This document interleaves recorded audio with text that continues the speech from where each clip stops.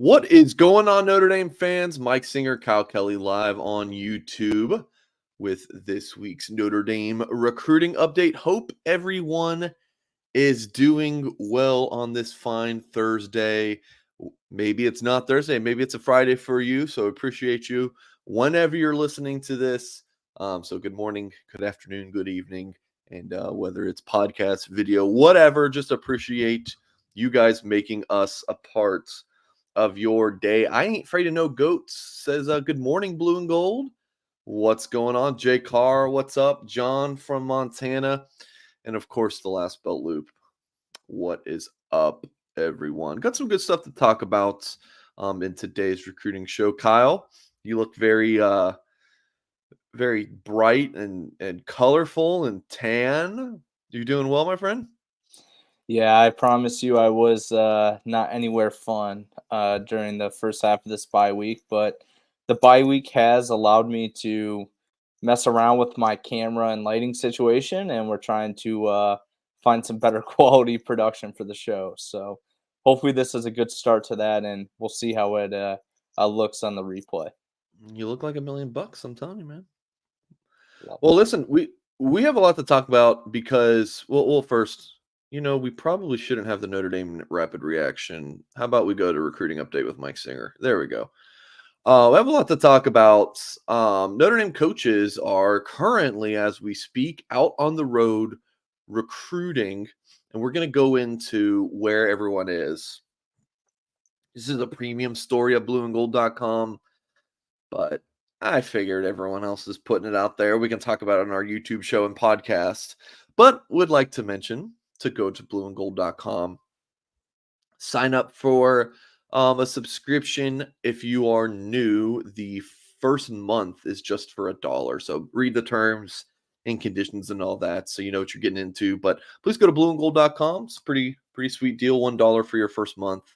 Lotus, good morning, friend. Train of thoughts. Where did it go?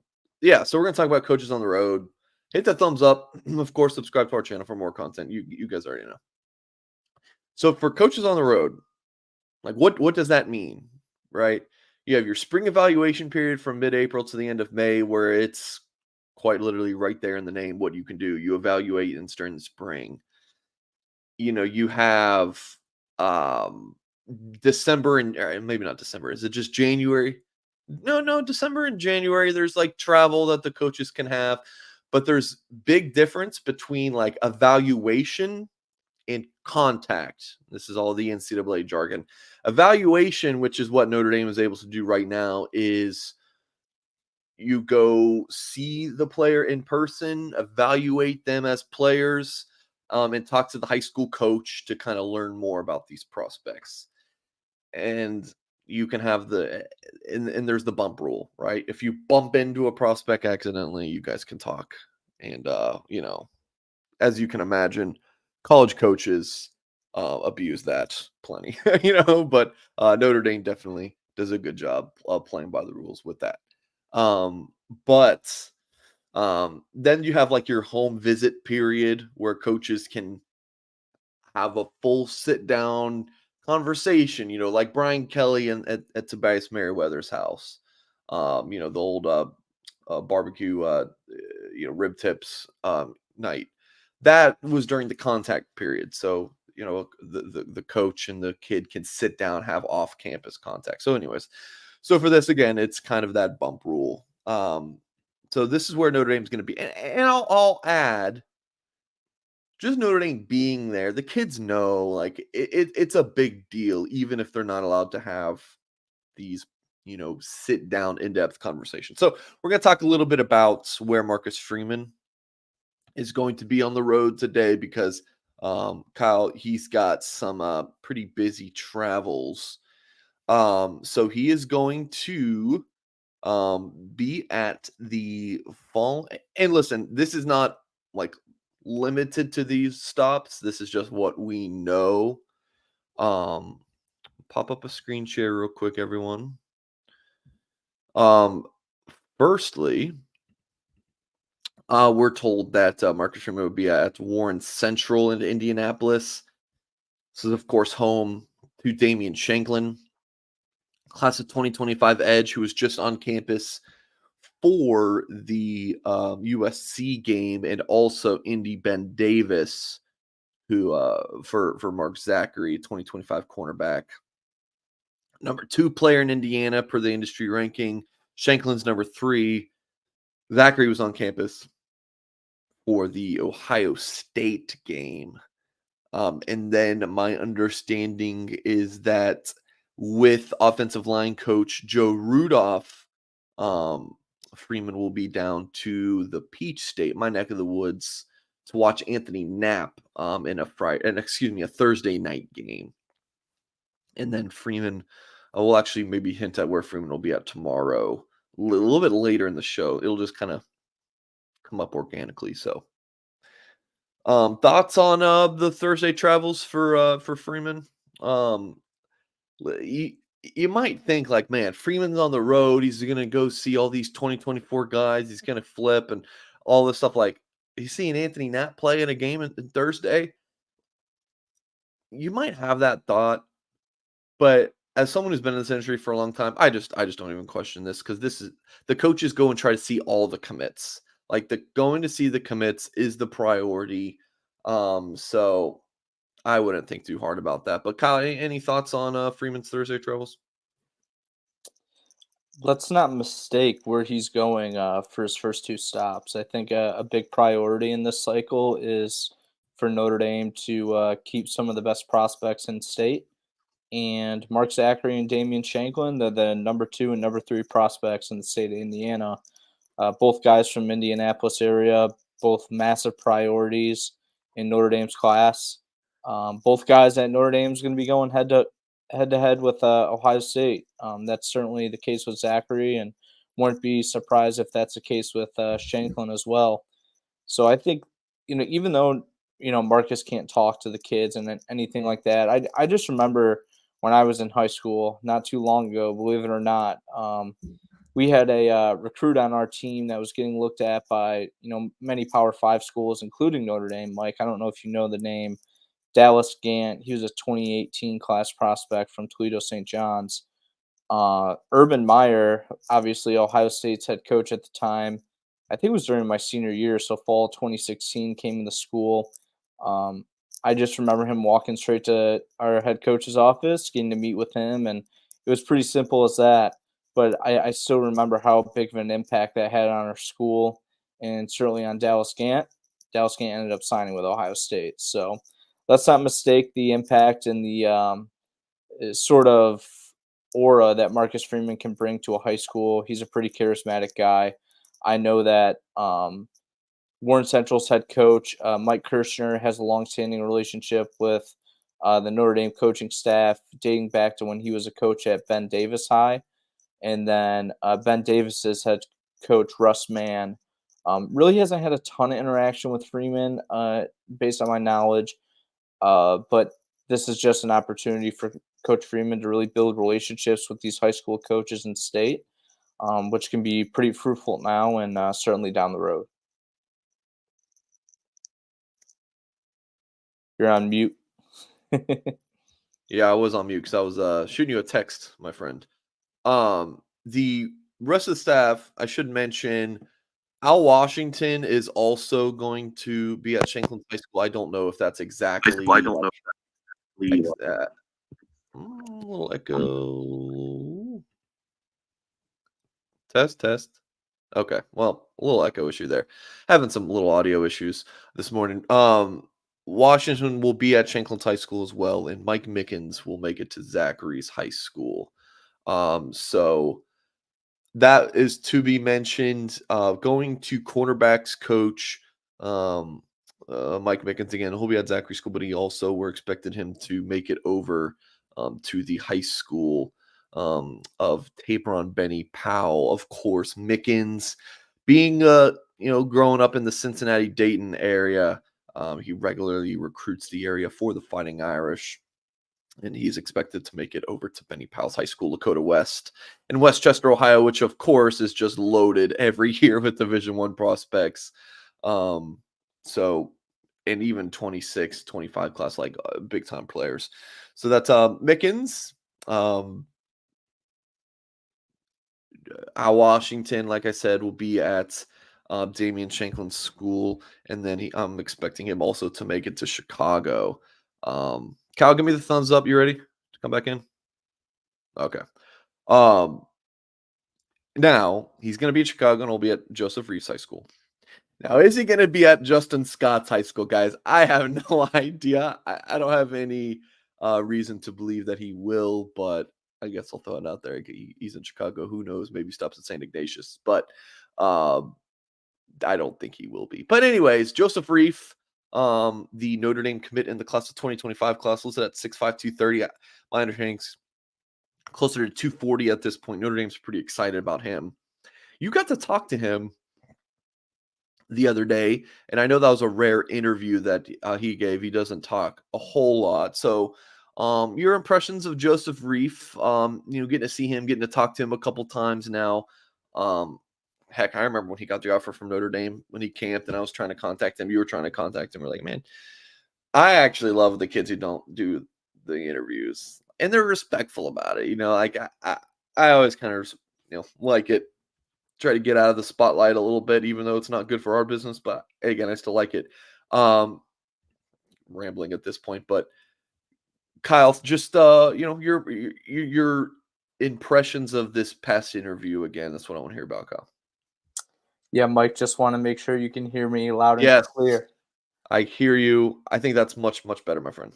Awesome. Well, yeah, Joseph Reif, and folks I've kind of talked to just that have asked me my impressions of Joseph Reif, I always give them a comparison. I say he's a poor man's Brennan Vernon. And this is not a slight to Joseph Reif. I just think that Brennan Vernon was a little bit more further along in his recruitment naturally when he was a junior in high school. Like Brennan Vernon coming out of Mentor, Ohio was like the biggest thing. Everyone was comparing him to Joey Bosa. He looked like Joey Bosa. His teammate from Mentor, Noah Potter, had signed with Ohio State. Everyone in Mentor, Ohio, which is in the Cleveland area, are just diehard Ohio State fans. Everyone expected Brennan to go to Ohio State. He was in the spotlight for a super long time.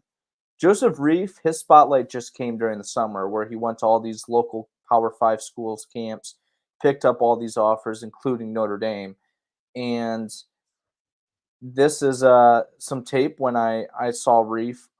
This was week 2 of his high school football season. But the reason I say poor man's Brennan Vernon is just because his motor.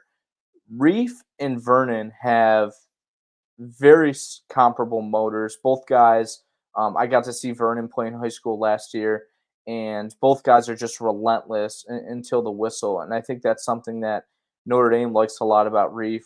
He played some offensive tackle when I saw him at a York Community School.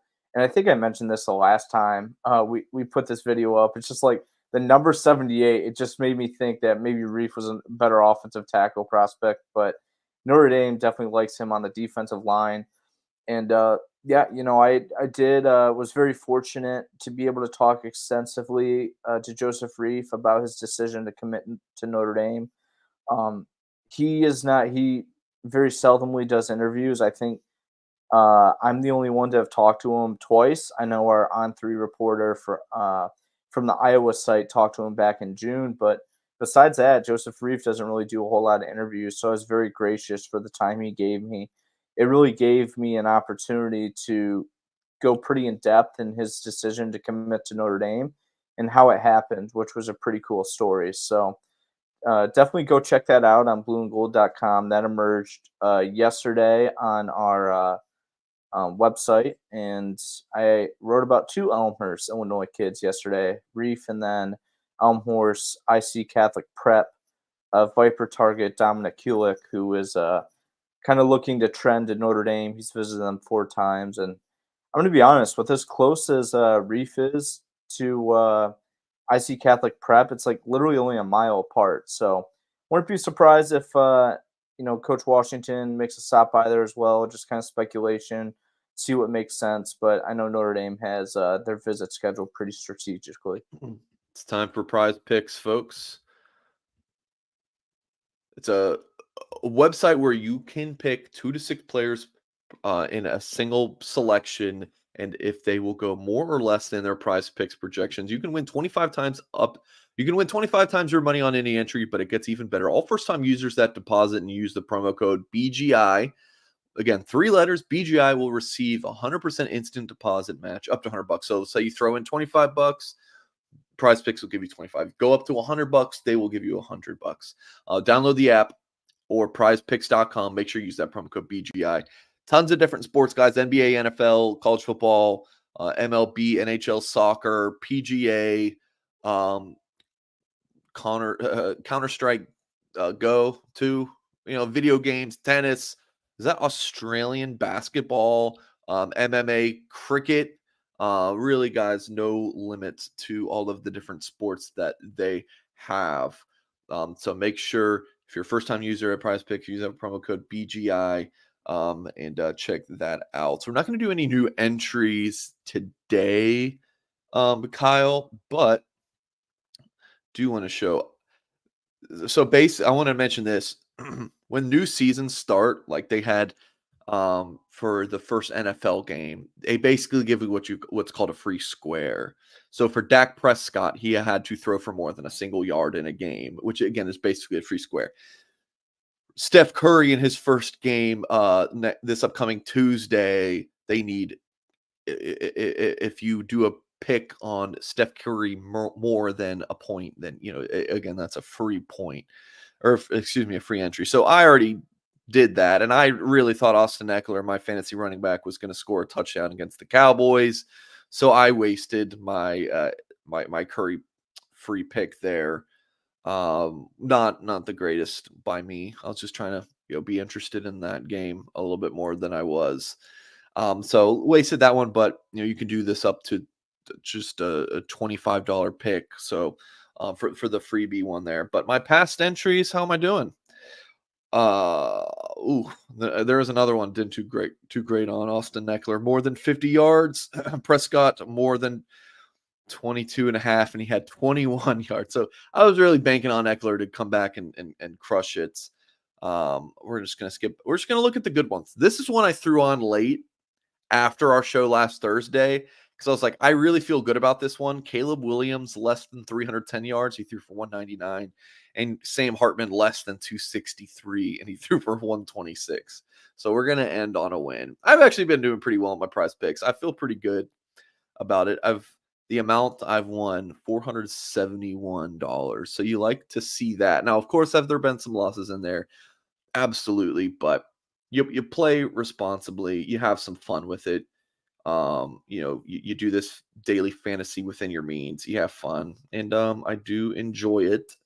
It is a blast. And it helps me kind of, just have some more skin in the game when you are watching different sports. Okay. Lastly, director of recruiting Chad Bowden is on the road. I'm not going to get into the weeds of like why he's able to go on the road and not an assistant coach. I'm not going to get into that. It's really not important. But he's expected down in the Sunshine State, making the rounds in the Central Florida. And then several of the coaches are not going out on the road. So until Friday. So that's Gino Gaduli, Dylan McCullough, Chancey Stuckey. Yeah, and then whatever coaches on the deep, Chris O'Leary, not expected until Friday. So both we'll report on the coordinators Friday travels tomorrow. I'm sorry, Kyle. Yeah, both coordinators I think are hanging back in South Bend, so which is kind of a good sign. Yeah, so they're, for whatever reason, family, being with the team. I don't know, but trust me, guys, it's not because they're lazy. So don't worry about that. Every time I just think in reporting on some of this stuff, I'm like, I just am expecting the question, why? Why isn't Notre Dame doing more? Why aren't they seeing 50,000 kids a day? But guys, I don't know. I'm just lucky enough to get this information. I don't ask why on every single thing as much as I might like to. So that is actually, we're missing one coach. I skipped over. That's my bad. The other coordinator, which is special teams coordinator Marty Biaggi. Tough day for him heading out to Hawaii. I'm sure he actually got in Wednesday, but maybe he got into, I don't know. But making the trip out to Hawaii for a couple days, with recruiting. One stop he is expected to make is Ko Kia. I've never tried to pronounce that first name, but Ko Kia, the younger brother of Kohanu Kia, the latter of which signed with Notre Dame in the 2021 class, played that freshman year for the Irish. Actually had her decent little year as a true freshman on special teams and stuff. And then took his 2-year Mormon mission trip, and Kohanu Kia is expected to return to Notre Dame in January. So they're also recruiting his younger brother. So Biaggi will make the rounds in Hawaii, and this is one stop that we're expecting him to make, and that's Punahou in Honolulu. So that kind of wraps up our Notre Dame coaches on the road segments of the show. So Kyle, now I want to get into let's reflect on Notre Dame USC recruiting weekend a little bit. I'll start on this. We're talking about like your biggest takeaway. For me, I'm kind of going to go the easy route and make you pick something a little bit more difficult. For me, it's that Carter Nelson visited. And I think this is a pretty big deal. And I got to talk to his dad, and I know you've had Nebraska reporters kind of, putting out there like, hey, this was like, why wouldn't they go see Notre Dame? Like talking about Nelson to the dad, like they went with a big family friend who's a big Notre Dame fan. Nebraska had a bye week. Like I think it's being downplayed, the interest that Carter has in Notre Dame. Well, I think some of those things are probably true that I just said. I still think that he's more interested in Notre Dame than it's being led on from like the Nebraska side of things. That's just kind of my take right now. I think Notre Dame is in a decent spot for Nelson. Currently, the thing is, he's not looking to make any decisions until after his senior season ends, which I think if they continue a playoff run, could be about 4 weeks or so until his senior season is completed. And within that time frame, he's probably going to visit Nebraska. What, I don't know how many home games they have in that span, but at least 2. And he's going to Nebraska this weekend.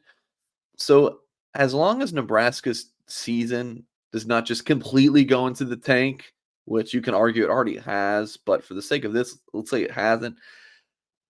I mean, his dad has a Nebraska tattoo, like a Cornhusker tattoo. Like, think about a pretty big fan, like this family, pretty big Nebraska fans. Carter, I'm guessing he's been growing up going to Nebraska games, so I do think it's going to be a pretty tough flip. But I think it could be like a heart over mind thing. I think his mind might be like, man, you're an in-state kid. Everyone wants you to go to Nebraska. Like, go put on for the home state. But I think maybe his heart wants Notre Dame. He's got a really good connection with the coaching staff. The other Irish commits he's tight with. He wanted to go surprise the commits, since it's been so long since he's seen some of those guys. So they didn't know he was visiting until he stepped foot on campus. So pretty interesting stuff with Carter Nelson. I truly do believe, though, that he's putting recruiting on pause. And we'll kind of decide after his season. So yeah, interesting stuff there. Carter Nelson, 6'4", tight end from Ainsworth, Nebraska, number 58 overall player, number 5 tight end per the 2024. On 3 industry ranking. So that's kind of like my big takeaway. Again, it's kind of an easy one. Like, yeah, this kid got on campus. Let's talk about it. Kind of share with you guys what I am hearing on the recruitment. Kyle, what's yours? I'm going to remain with my theme that I've had on some of our past couple shows about how Deuce Knight's impact could kind of get some of these Notre Dame targets that have been on the fence and kind of close to making a decision to start to enter the fold. Like, we saw that being the case during the Notre Dame Ohio State game that Deuce Knight visited. Of course, he committed to the Irish about 5 days earlier.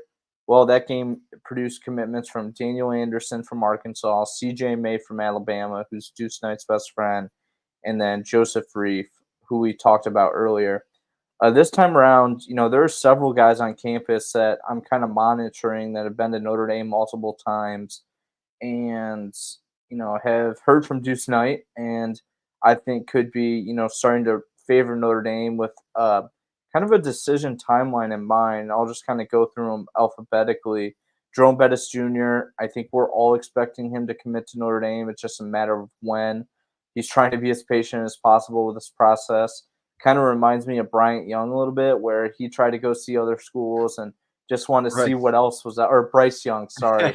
I also made this mistake on Twitter last night because Bryce Young got invited to the All American Bowl in San Antonio. I quote tweeted his tweet and I called him Bryant Young. So that tweet got taken down this It morning. happens. I was walking my dog while trying to craft that tweet up. And as Mike knows, yesterday I had some tweet issues with sweat in my eyes. So was kind of struggling yesterday. It's a bye week for everyone around here. But yeah, going back to Bettis Jr. a little bit, similarly to Bryce Young, where just was trying to be patient, but it was just a matter of when, not if. And kind of next, similar Notre Dame legacy, James Flanagan, another visit to campus. I think he's been up there 4 times as a recruit now. First game day visit. I had a report on him on Blue and Gold earlier this week. Flanagan's looking at a timeline for after his senior season. And I think this one bodes well for Notre Dame.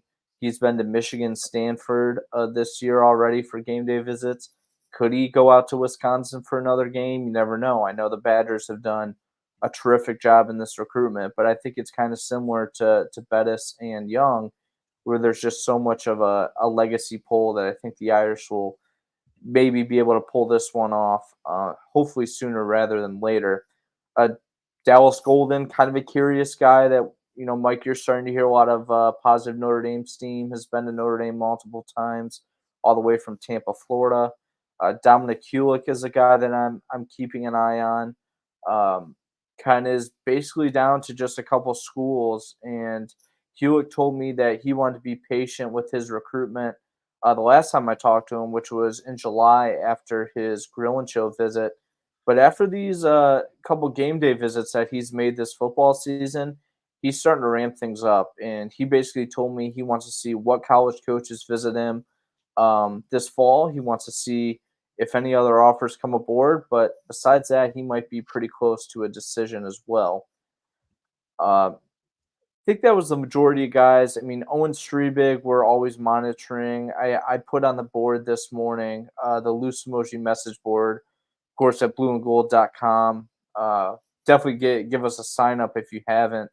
We're dishing out all our inside info there, but just kind of summarizing what I said, like, I think Owen Strebig's heart is at Notre Dame, but he's trying to be as patient as possible as well. Creed Thomas is a guy that Yep. more or less is on commit watch. Teammate, he was former teammates with Notre Dame corner Benjamin Morrison. Easton Ware is getting ready to put a top schools list. The offensive lineman from Lynchburg, Liberty Christian. He picked up a Notre Dame offer earlier this football season. He camped at Notre Dame in June.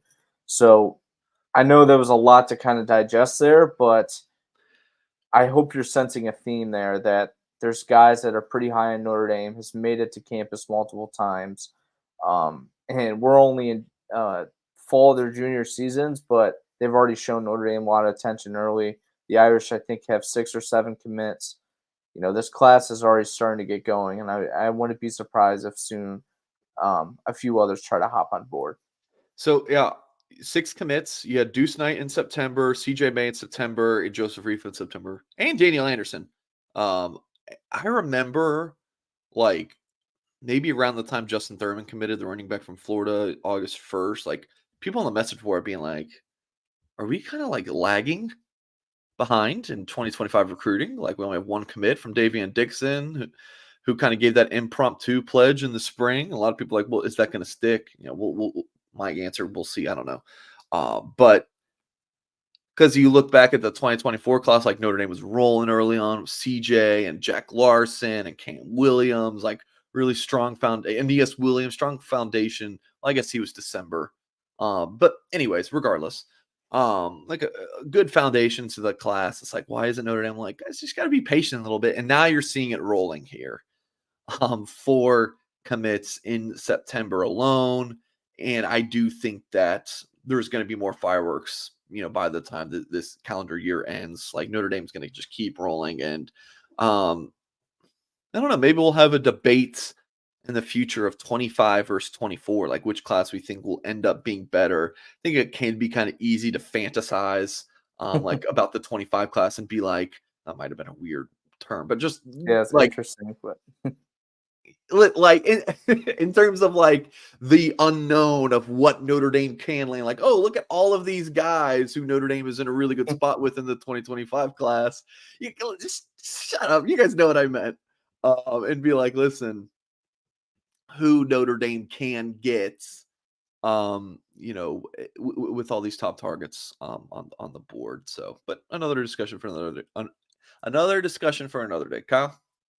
yeah, just one little final thought is I just think that a lot of these guys are kind of like Carter Nelson, are waiting to do things until after their senior season, whether that be James Flanagan or Dominic Kulik, maybe Creed Thomas as well. I know we're kind of monitoring if he comes back to South Bend this season, but like guys like don't mistake that recruits are they're really focused on their high school football seasons and not much are looking to make any news until after then. But Notre Dame does have working in their favor that a lot of these guys' seasons are starting to wrap up. High school football season tends to finish much sooner than college football, and of course the NFL.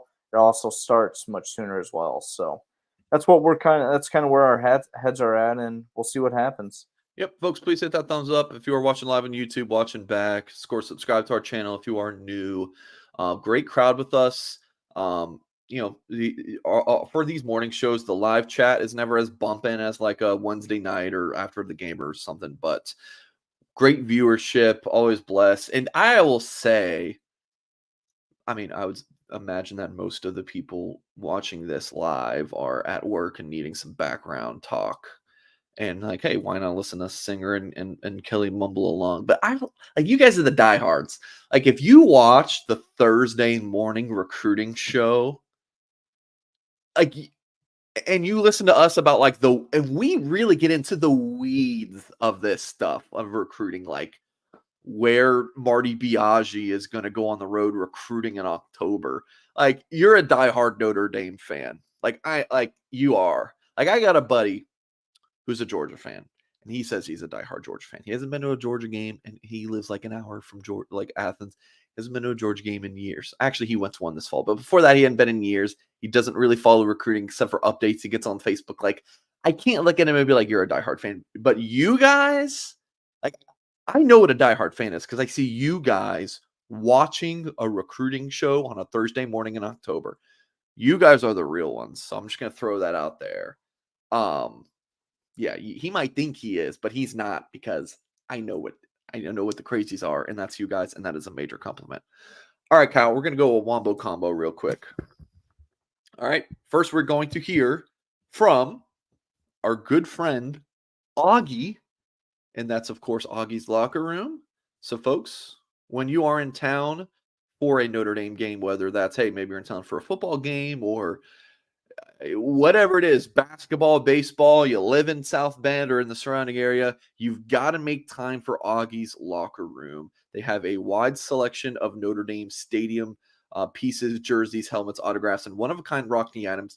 You can find exclusive Joe Montana signed items and famous sculptor Jerry McKenna's replicas of the bronze statues around the stadium. Augie gets new stuff in all the time, and if he doesn't have it in store, I am telling you guys, give him a call, 574-277-6363, and he's going to make it his mission to go find it for you. Visit him at 1811 South Bend Avenue. See the vintage helmet display dating back to 1890. He's got some amazing stuff. You're going to check it out. So for more information, head to augieslockerroom.com or give him a call, 574-277-6363. It wasn't too long ago.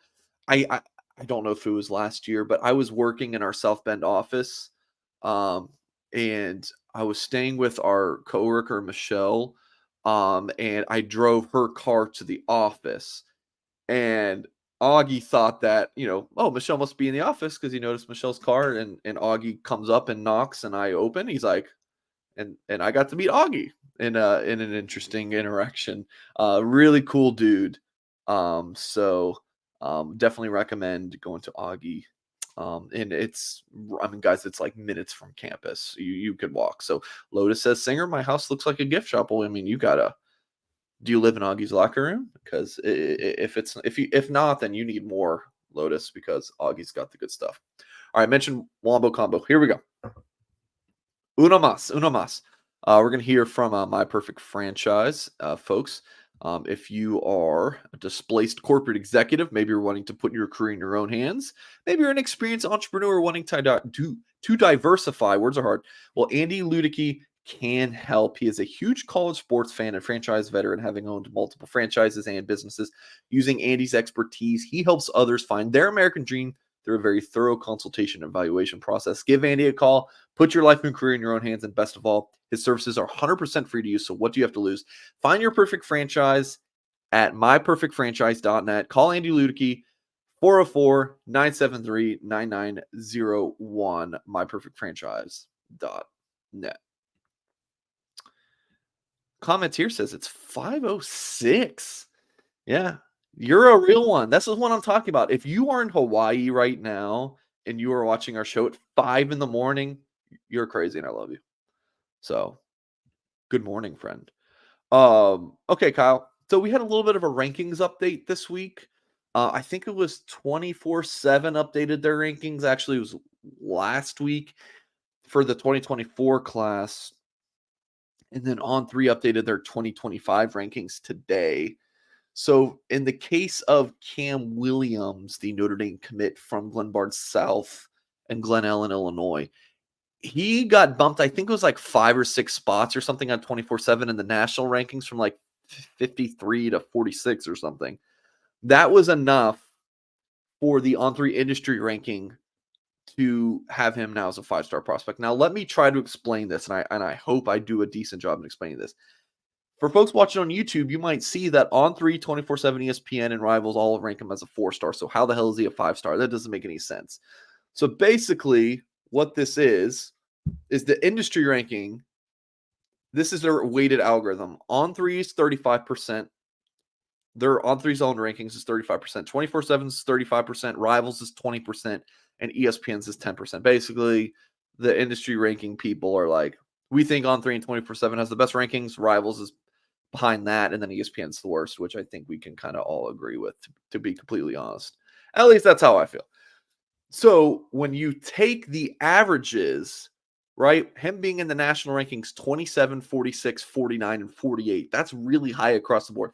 That's 4 sites ranking him as a top 50 player. Many other sites have widely ranging opinions on players. Sometimes you'll see a 5-star prospect on one site and another has him like as a 4-star outside the national rankings. These things can really vary, folks. So for Cam Williams to be highly ranked across the board, that average, right, when you do that little algorithm, puts him as the 27th highest ranked player in the country. And I believe On3 is now at 32 5-stars. So with him being the 27th, highest average player in the country, that's good enough for a 5-star according to the industry ranking. So Cam Williams, number 8 wide receiver in America. Again, according to the On3 industry ranking, and it does seem like even according to On3's own rankings, there's a decent chance that he'll be a 5-star. I know every single time that I talk to our guys at On3, they just completely rave about this young man. So pretty excited about him. Kyle, I will give you the floor. And you went to see him for whatever reason. I don't have that video queued up from your time seeing him, but I do have this from Irish Invasion last summer. So why don't you talk to us a little bit about Cam Williams? Do you think he's deserving of this 5-star ranking? And you better say yes, because that would be awkward if you didn't. No, I definitely do. Just like I've seen Cam Williams on a number of occasions, and he's just one of those guys that is a dude. I remember I met a pair of Notre Dame fans on the sideline during his game, and they asked me why Cam wasn't a 5-star. I really couldn't give them a good explanation other than, we're kind of just waiting for senior seasons to play out. Like, I hate having to explain that we don't really have any say in the rankings. I mean, we can give feedback, but we're not the one that ranks these guys or assign stars or ratings or anything like that. And sometimes that's hard for people to understand. And I was kind of trying to articulate that. I think they got the message, but yeah, like one of the keys is I think that with On3 24/7, some of the other websites, they try to be patient with the 5 stars because they don't want to give a kid a 5 star and then take one Yeah. away. So kind of just letting the senior season play out for Cam Williams and other guys, but just based off the way this guy plays. I mean, like I've seen Justin Scott in person as well, and if like Justin Scott's a 5 star, like I'm pretty sure Cam Williams is well deserved Uh, a 5 star as well. It's an interesting comparison there at the end. But listen, in terms of like explaining rankings to people, I've been in this industry since I was 19 years old. I'm 30. I don't know how to explain. When people ask, I get the call all the freaking time. There was a dad, his kid's a quarterback committed to an ACC school, and he was like, "I've seen all these other quarterbacks in person, along with my son. Why is my son?" I'm like, "Listen, dude. At the end of the day, it's because they think the other quarterbacks are better than your son. The world doesn't revolve around your son." I didn't put in those exact words, but listen, the rankings, I don't know how to describe these things. Like at the end of the day, they are what they are. Everyone cares too much about them, which is why they exist. If you stop caring about them, then maybe they wouldn't be such a big deal. But yeah, the rankings trigger me. I've just come to admit that in that everyone gets so upset by them, and the words criminally under. If you ever really want to just piss me off, just say this kid is criminally underrated. Like criminally, yeah. You want to what? Do you want to call the police? Call 911. Your favorite player is not ranked a 5 star. Anyways, and then Kyle, you wrote an article Monday. But by the way, Deuce Knight, I think or excuse me, Cam Williams. We're about to talk about Deuce. Cam Williams, I do think is a 5 star caliber talent, but like there's so many good players out there. It's just so difficult to only pick 32. Um, I don't know. I'm glad I don't have to do the rankings. I talk to our rankings guys all the time. Because I've kind of just, I see them out all the time. But I don't know how they do that job. That's brutally difficult. Anyways, so on Monday, On3 updated its national rankings for the 2025 class. So we had Deuce Knight, Notre Dame's quarterback commit. Big drop here from number 28 overall to number 30. I'm sure everyone's lost their damn mind over that. He's still the number 4 quarterback in the country, which is significantly higher than everyone else. Oh, actually, Rivals has them about the same. I did not know that. Now the thing about Rivals is that they still have a dual threat quarterback designation. Let me check. They do, which I think is dumb. They have a pro style and a dual threat. I've always thought that was dumb in modern day football. Like in modern day, I shouldn't say modern day, maybe in like the past like 10 years, 15 years or so. Like there's no pro style or dual threat. You're just a quarterback. Like all quarterbacks really need to be able to move these days. So that's why you see like Rivals has them here as number 1. But yeah, that's dual threat. So it's kind of like they don't think he's the number 1 quarterback in the country overall, right? I think this is number 1 dual threat. Yeah, so Rivals has him number 26. You got On3 30. So I want to mention this. Do you see 24/7 has him as the number 203 overall player? Or I should say, do Notre Dame fans give 24/7 as much crap about the Deuce Knight ranking as they give On3 about the CJ Carr? I just want to ask. I hope so. Because that would feel unfair to me because of the amount of crap and stress that I've got had to embrace from the whole CJ Carr On3 ranking. I hope the guys at 24/7. I'm kidding. I don't hope that on anyone. But I'm just curious. Do the guys at 24/7 do they get as much crap about this as well about Deuce Knight? I don't know. It seems like they should, but I digress. Anyways, I'm getting off track. So CJ May, Kyle, you can talk about was a bit of a riser in the rankings. And then some Notre Dame targets that I will want to talk about that I'll dish over to you. But let's start with CJ May. Got got a nice little bump, Kyle. Yeah, he did. Moved up in the rankings. Let's call an Irish bump here, since everyone thinks On Three hates Notre Dame commits. CJ Right. May he rose 30 spots to the number 212 overall player, 25 cycle. Also received a 1 point rating bump. I think he is a 90 now. Is Yep. that right? Yeah, it's Um, on the screen. yep. Can't really see the screen. My eyes are terrible, and if I put my glasses on, you guys would make fun of me. So. Um, Oh, okay. Didn't know you wore glasses. Now he's number 17 edge rusher, moved up 4 spots, and still the number 14 or 13 player in Alabama. Is that right? I think Yeah, so. 13. Yep. Entering last week, May had 38 tackles, 9 for loss, 7 sacks, 14 quarterback pressures, and 5 pass breakups in 7 games.